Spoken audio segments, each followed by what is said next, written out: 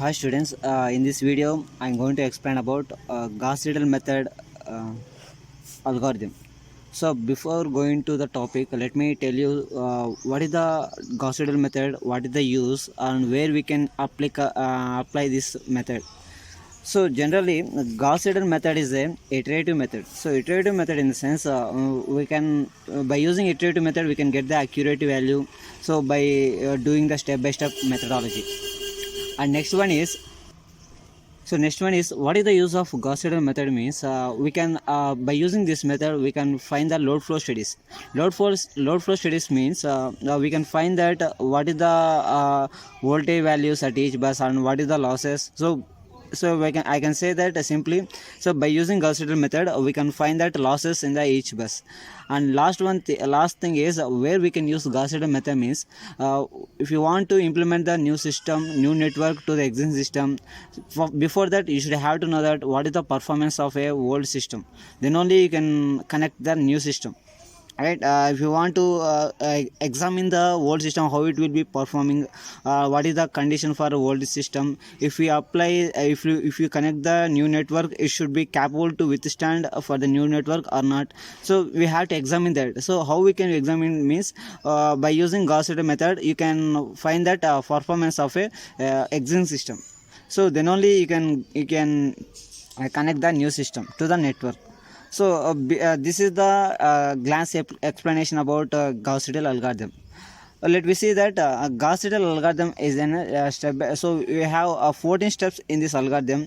Let me see that every step and what is the each step involving in the method. So let me see the first one. Step 1 is preparing the data from given problem. So what is the meaning of given data from given problem means, suppose in our problem they will give like this. So generally in our power system we have three types of buses. One is slack bus, generator bus and load bus. How we can say that this is a slack bus and it is generator bus and it is a load bus means by knowing the specified values. So based on that specified values we can categorize into three types of buses. One is slack bus, generator bus and load bus. So in our problem they will give like this data.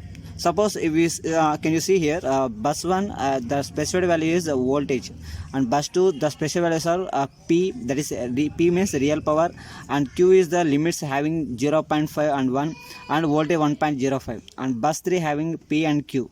So based on the data you can say that so for slack bus the known values are only voltage and phase angle. And for generator bus so generator bus is also known as PV bus. So for generator bus the specified values are real power and voltage, but we have to find the Q value. So that Q value should be within the limits given here. So that's why this is called as PV bus. So PV bus is also called as generator bus. And last one is it is the specified values for bus 3 is real power and reactive power. So it is also known as PQ bus. So this is the first step 1. So preparing the data from the given problem. So it means that we have to categorize that what type of bus they given, what is the bus 1, what is the bus 2, what is the bus 3. How we can identify means by knowing the specified values. And next one is step 2, formulate the bus admittance matrix from the given data. So this is the most important step in the problem. So if you do any mistake in this, the entire problem going to the mistake. Suppose in our network in our problem they given 3 bus system. So 1 2 3. So let's consider each bus each line having some admittance value 0.1 plus j 0.2 j 0.6 plus j 0.3 0.4 plus j 0.5. So this is the line admittance values. So we having the three buses, right? So you will get that y bus, that is admittance matrix, rank should be 3 by 3 matrix. So what are the elements including in the y bus is y11, y12, y13, y21, y22, y23, y31, y32 and y33. So these are the elements having the admittance matrix, and you will get the 3 by 3. How we will get means based on the number of buses. So we have three buses, right? 1, 2, 3. So that's why we will get that 3 by 3 matrix.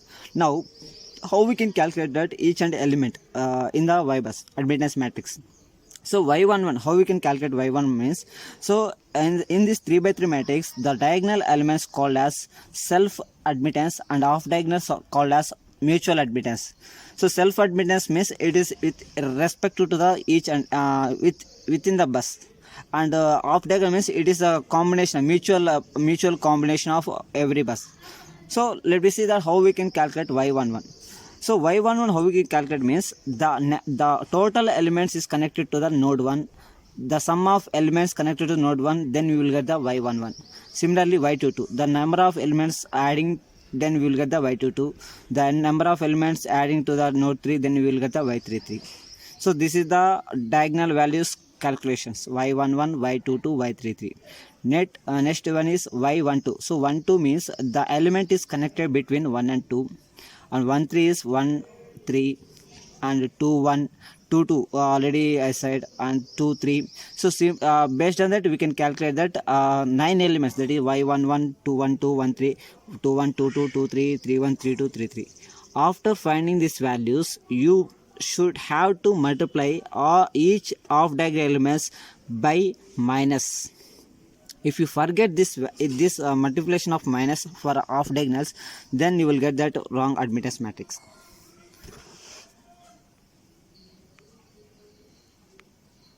Right. So this is about second step, that is formulate the bus admittance matrix from the given data. Next, step 3, assume the flat voltage profile 1 plus J0 for all buses except slack bus. The voltage of slack bus is the specified and it is not modified in any iteration. See, after finding the admittance matrix, we have to assume that flat voltage profile. So what is the main intention of flat voltage profile means? So before going to the any iteration method, we have to assume the some initial conditions. So initially we don't know the what is the exact value. So at that time we have to consider that the unknown value should be some assumptions value. So here also we are considering that, we are assuming that flat voltage profile, that is 1 per unit. That is we can write 1 plus J0 for all buses. That is bus is nothing but a node except slack bus. So except slack bus and also generator bus. Why? Because for slack bus and generator bus, they already specify the voltage value. So if you for load bus they won't specify the voltage value. So that's why we have to consider that for load bus 1 per unit. So here there is no need to assume the flat voltage profile for slack bus and generator bus, because they are already specified that voltage values. So this is the step 3. And next step 4 means we have to set the iteration count, that is k equals to 0, and assumed voltage profile of the buses are denoted as V10, V20, V30 and until V10 except slack bus. So here we have to get that iteration count. So we have to start the iteration from 0. So here power denotes that iteration count and base denotes that bus count. So if you having n buses, you will get 1 2 3 and so on n. And if you want to get that second to 0th iteration, you will get power 0. First iteration you will get power 1. Second iteration you will get power 2. So except slack bus. So why except slack bus means, if you keep on going to continue the iteration process, except slack bus, remaining all voltages of each bus should be changed. But for slack bus, the voltage never be changed when the iteration keep on going to increase. Why? Because for slack bus is also considered as the reference bus. For reference bus, the voltage should not change. So that is the fourth step. Next, step 5. So after that you have to check that bus 1, you have to set the iteration count for bus 1, bus 2, bus 3 and so on. So first one is p is equals to 1. So you have to get that 0th iteration for bus 1. So that is the step 5. Next, step 6. Now what we have to do means, for slack bus we don't want to no need to find the voltage value. So if it is slack bus means, so we can just leave it that way, because the voltage value is also already specified and it should not change on any iteration. So that's why in step 6 what is the mentioned here means, check for slack bus. If it is slack bus and its voltage is specified, otherwise goes to next step. So first we have to check that the given bus is slack bus or not. If it is slack bus, there is no need to change, no need to calculate the voltage value because already is specified. So that is the step 6. Next one is step 7. What we have to do means, so after slack bus, next one is it may be a generator bus or load bus. Let me check for so step 7 is check for generator bus. If it is generator bus, go to the next step, otherwise go to step 10. So in step 10 we can the calculations should be belongs to the load bus. Okay, so suppose if the given bus is the second bus is generator bus, so then go to the next step.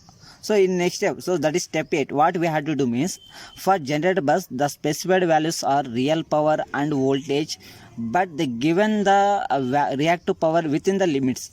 Now what we have to do means, we have to find that exact value of Q that should be within the limits, then only it is considered as a generator bus. If it is violate that limits, then it is treated as a load bus. So violated means, for can you see here, this is the limits of Q. So this is the minimum value of Q and it is the maximum value of Q.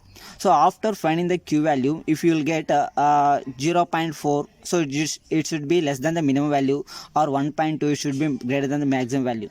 So it means that the Q is violate that limits. So at that time what we have to consider that this generator bus is treated as a load bus. At that time, if you get that minimum value, you have to consider that Q value is 0.5.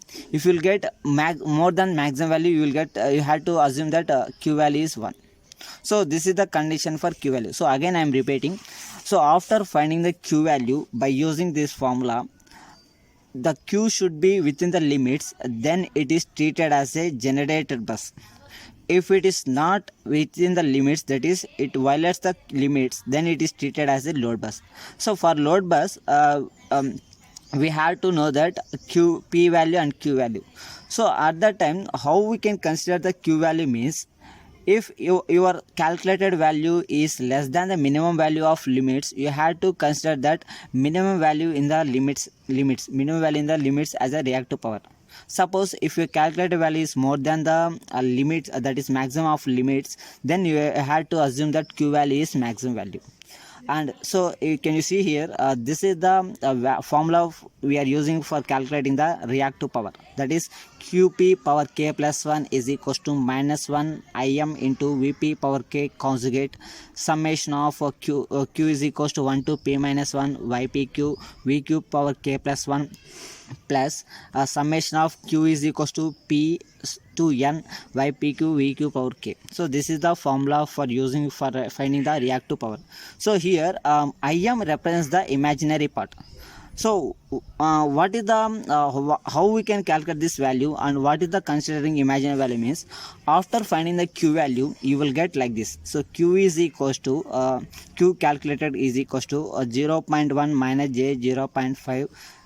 So in formula they mention like this. So Q is equals to minus 1 into imaginary part of 0.1 minus j 0.5. So keep minus 1 same.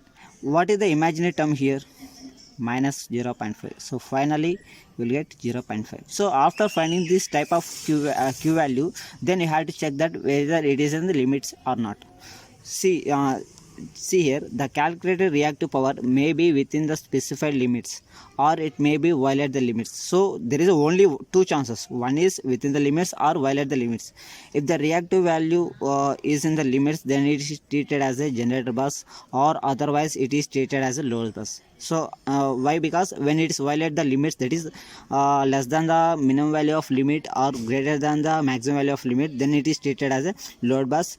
So if it is load bus, then go to the step 10, otherwise go to the next step. So from step, already said, from step 10 we are going the step 10 from onwards, there is a calculation for load bus. Suppose if it is generator bus, that is Q value is within the limits, what we have to do? So that is mentioned in step 9. For finding the phase angle of bus voltage of generator bus by, see here, for for bus, that is load bus 0.5. If it is within the limits, suppose if you after calculation you will get 0.6, suppose let us assume that. So if you know that P value, Q value and voltage value, now we have to calculate that angle, phase angle. So that's why we are going to find in the phase angle of bus voltage of generator bus by using in step 9. So here this is the formula we are using for finding the phasing angle. So here after finding this value, you will get in calculations Vp is k plus 1 equals to some 0.5 minus j 0.6 like that. So this is in the form of rectangular form. If you convert in the polar form, you will get V angle delta. So this is the value we have to calculate for generator bus. So now all four values we found. That one is 0.5 already specified, and limits we found, V value is already specified. Now we found that delta value by using this formula. So this is the step 9. So step 8 and step 9 is for the generator bus calculations. Next we go for step. So can you see the step 10? Check. So after two buses is over, that is slack bus is over and generator bus is over, so remaining is load bus. So from step 10, I already said from step 10 onwards we are the calculations is belongs to the load bus. So see here, check for a load bus. If the load bus for the load bus, what are the values are specified? Real power and reactive power. By using these two specified values, we have to find that voltage and phase angle by using this following formula, that is this one. So after if you using this formula, what you will get that value is answer is P minus J Q. Okay, so this is the value you can get. So this value like 0.5 minus J 0.4, and this is you can write in the form of so this is in a rectangular form. You can write polar form, you will get V angle delta D. So now what is the load values unknown values for load bus? Voltage and delta. So by using this formula you can find that voltage and delta. So up to step 10 all buses calculations is over. Now what we are going to do in step 11 to 14 means, generally the main drawback of Gauss-Seidel method means what is the main drawback is it will take more time for doing the iterations. Even though the network is small, like it consists of 3 buses, 5 buses, 6 buses, even though it is small network, but it will take more time to specify the load flow studies to find the losses. So if you so this is the main drawback. So if you number of iterations will be increased means, what about time also increases, and it requires the more data storage. So if you want to overcome this disadvantage, the only one way is we had to reduce that iteration count, and we had to reduce the time process. So that should be done by the acceleration factor, that is it is denoted by alpha. So from step 11 onwards we had to including the acceleration factor. What is the use of acceleration factor means, it will reduce that iteration count. Due to this, time will be reduced and data storage should be reduced. So that is the main necessity and advantage of acceleration factor. So based on this you will get 2 marks on this. So what is the necessity and what is the use of acceleration factor here? And here an acceleration factor can be used for faster convergence. Faster convergence means, suppose if you are not using the alpha value, that is acceleration factor, you will get 10 iterations. If you using this alpha value, you will get the answer within 6 or 7. So so that is a fast convergence, right? And if the acceleration factor is specified, then modify that k plus 1 iteration value of bus voltage using the following equation. Generally in power system, the alpha value is a specified value is 1.6. So so this is the specified value for acceleration factor. So if in our problem, if the alpha value is given, we have to proceed that after finding the all bus voltage value, again we have to introduce that alpha, then we have to calculate that acceleration voltage. When the acceleration factor is including in the voltage, then we have to use this formula, right? Suppose if the alpha value is 1, so some problems they will ask they will give alpha equals 1. So at that time there is no need to find that extra equations. Why? Because if your oxygen factor is 1, the same voltage value you get what you calculated previously for all buses. So that is the step 11. And step 12 is calculate the change the voltage by using the relation. So relation in the sense so see while seeing this equation here, k plus 1 and k. So suppose k is equals to 0, so that is the initial iteration count. What you will get here, we suppose p equals to bus 2. So p represents the bus number, right? So v21 v20, so that is that bus 2 voltage at first iteration minus bus 2 voltage at 0th iteration. Then you can calculate that what is the change voltage between that first iteration second iteration. Similarly we have to do keep on going, second iteration first and third to second, so like that. And step 13, so increasing the iterations and repeat the process from step 5. So from step 5 what we have to do from step 5, just so this is for p2. So after that p3 p2 p3 like that we have to increase that each and everything. So this is the bus 1. So after that after finding the first iteration, again go to second iteration for bus 1, check the load, check the slack bus, check the generator bus, check the limits and check the load bus. After that acceleration factor including and changing the voltage. So keep on going to the each and every iteration count.